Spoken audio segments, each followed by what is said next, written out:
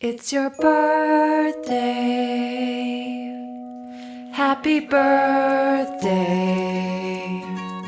یا علی مدد، اکتوبر کا مہینہ جو ہم اسماعیلیوں کے لیے غیر معمولی اہمیت رکھتا ہے۔ جی بالکل، کیونکہ یہ ہمارے پیارے 50ویں امام شاہ رحیم آغا خان پنجم ان کا یوم پیدائش ہے، تو یہ ایک خوشی کا، شکر گزاری کا موقع ہے نا؟ یقیناً یقیناً۔ جب ہم حبل امامت یعنی امامت کی وہ رسی، اس سے جڑے رہنے کی نعمت کو یاد کرتے ہیں، اور یہ عزم بھی کہ اسے قیامت تک مضبوطی سے تھامے رکھنا ہے۔ جی ہاں، اور دیکھیں، ہمارے پیارے نبی صلی اللہ علیہ وسلم نے بھی فرمایا، میں تمہارے درمیان 2 گراں قدر چیزیں چھوڑے جا رہا ہوں، کتاب اللہ یعنی قرآن اور میرے اہل بیت۔ بالکل، حدیث ثقلین۔ جی، اگر تم ان دونوں کو تھامے رکھو گے تو ہرگز گمراہ نہ ہوگے۔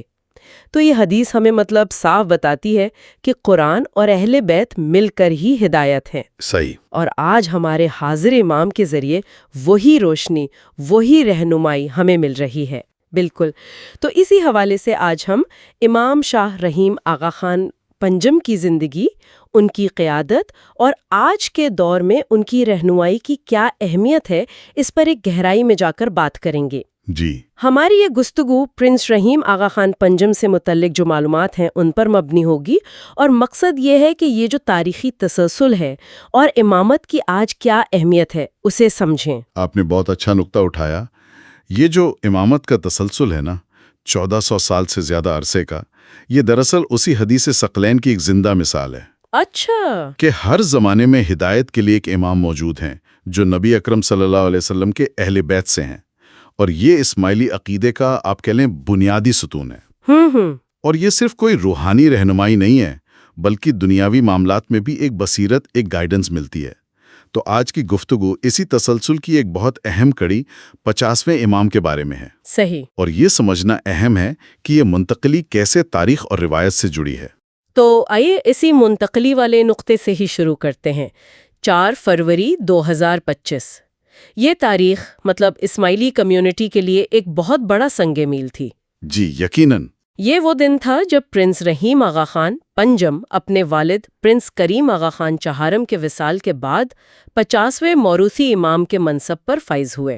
جی، اور دی اسماعیلی ویب سائٹ پہ جب یہ اعلان ہوا تو دنیا بھر میں جو جماعت ہے اس نے جس طرح احترام اور عقیدت کا اظہار کیا، وہ واقعی دیکھنے لائق تھا۔ بالکل، وہ جذبات تھے، ایک گہرا تعلق ہے۔ جی، یہ صرف ایک رسمی جانشینی نہیں تھی، بلکہ 14 صدیوں سے چلتے آ رہے ایک روحانی سلسلے کا تسلسل تھا۔ جی ہاں، اور اس تسلسل کا جو طریقہ ہے شیعہ امامی اسماعیلی روایت میں اسے نص کہتے ہیں، یعنی موجودہ امام اپنے جانشین کا واضح طور پر تعین کرتے ہیں، نامزد کرتے ہیں۔ اچھا، نص۔ جی، نص یہ اصول یقینی بناتا ہے کہ امامت کا سلسلہ بغیر کسی وقفے کے، بغیر کسی انقطاع کے جاری رہے۔ اور یہاں ایک اور بات بہت اہم ہے، جی، وہ ہے امام کا نسب، کہ وہ براہ راست پیغمبر اکرم صلی اللہ علیہ وسلم سے ملتا ہے۔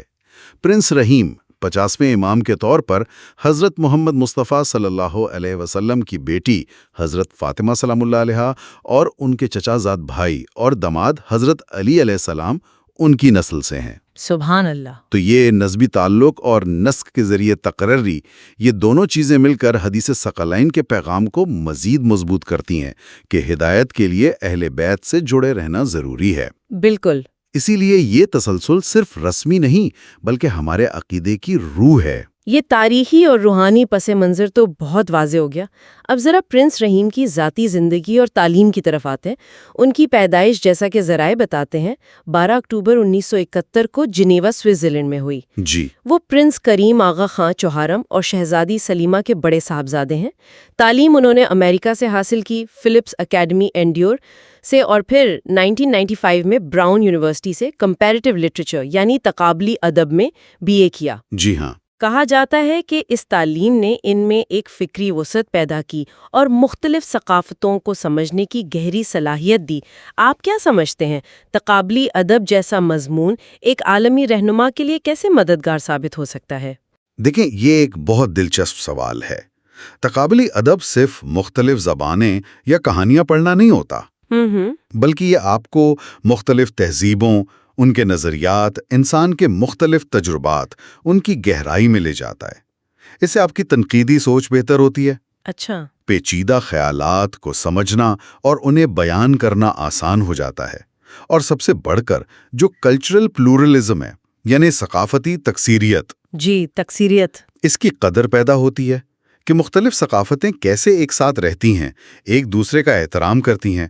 اب جب آپ ایک ایسی عالمی کمیونٹی کی قیادت کر رہے ہیں جو اتنی متنوع ہے، مختلف زبانیں، مختلف پس منظر، تو اس قسم کی جو فکری تربیت ہے، یہ وسیع النظری، یہ بہت کام آتی ہے۔ یہ صرف تھیری نہیں ہے، بلکہ عملی طور پر کمیونٹیز کے درمیان پل بنانے، مشترکہ اقدار ڈھونڈنے اور اختلافات کو عزت کے ساتھ سمجھنے میں مدد دیتی ہے۔ جی بالکل۔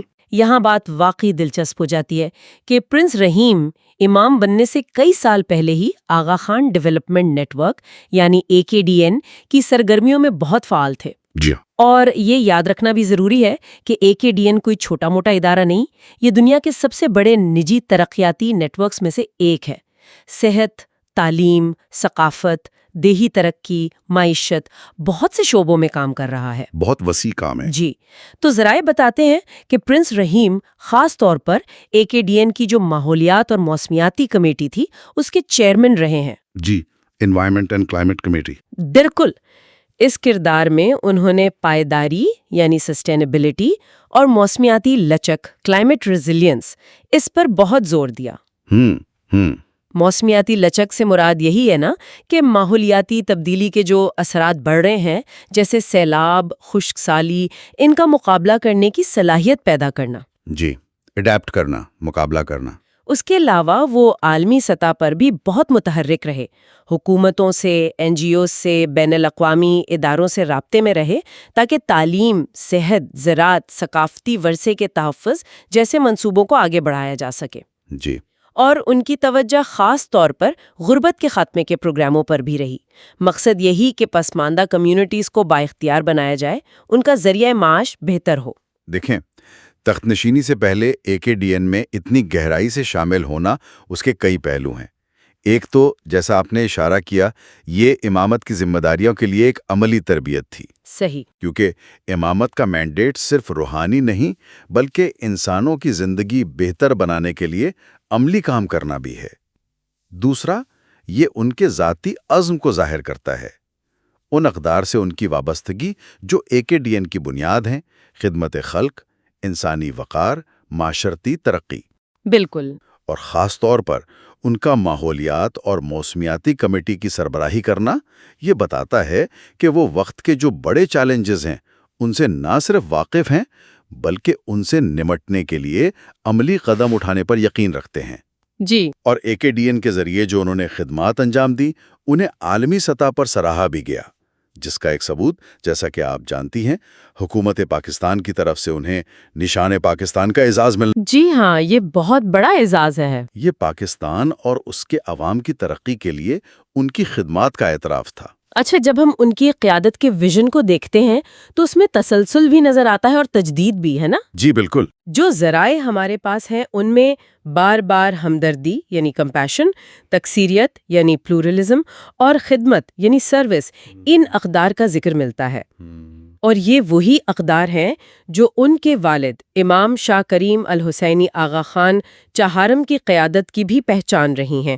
تو اس سے لگتا ہے کہ بنیادی اصول تو وہی ہے۔ بالکل، تسلسل تو ہے ہی، لیکن ہر امام اپنے وقت کے جو مخصوص حالات ہوتے ہیں، جو چیلنجز ہوتے ہیں، ان کے مطابق رہنمائی فراہم کرتا ہے۔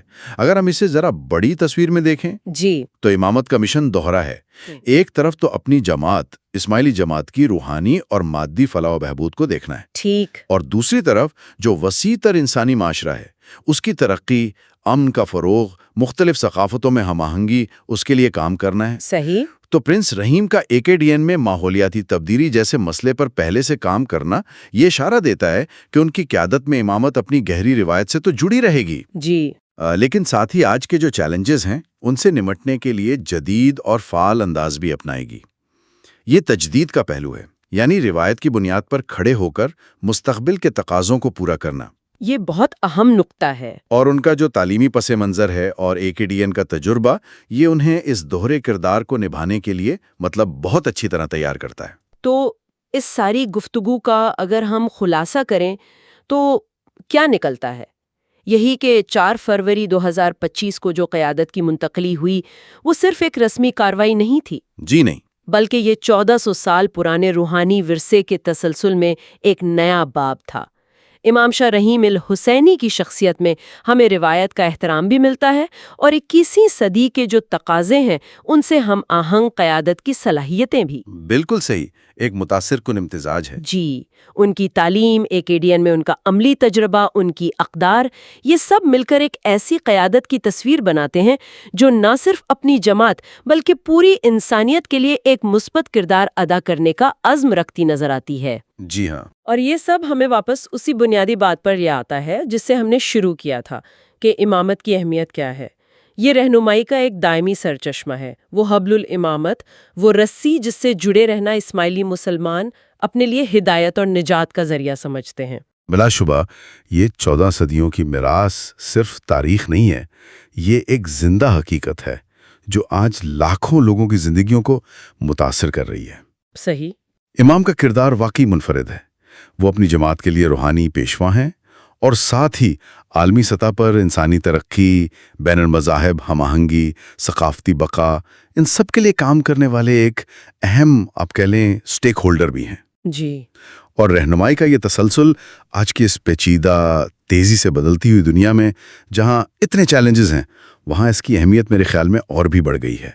یہ ایک مستحکم لنگر ہے جس کی جڑیں روایت میں ہیں لیکن نگاہیں مستقبل پر ہیں۔ آج کی اس گفتگو میں شامل ہونے کا بہت شکریہ۔ امام شاہ رحیم الحسینی آغا خان پنجم کی زندگی، ان کی خدمات اور ان کی قیادت کے مختلف پہلوؤں پر بات کرنا واقعی ایک بہت معلوماتی اور باعث مسرت تجربہ رہا۔